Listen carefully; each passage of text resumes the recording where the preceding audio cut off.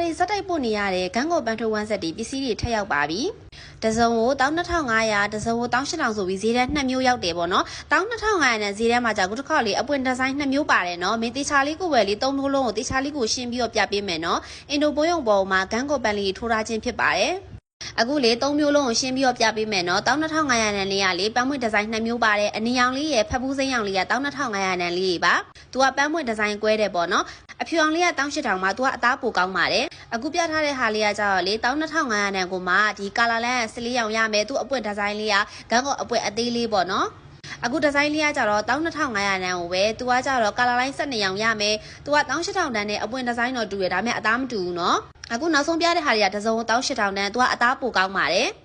မစ္စည်းမလေး12500တန်းကို18000တန်းကို2မျိုးလုံးလက်လက်ကလာရောက်အားပေးလို့ရပါပြီလက်ကားစီးလေးတီးတန်းရှိရနော်12500တန်းကို18000ကလက်ကားစီးတီးတန်းရှိပါရဲ့ရှင်ဆိုင်မှာလာရောက်အားပေးလို့ရပါပြီ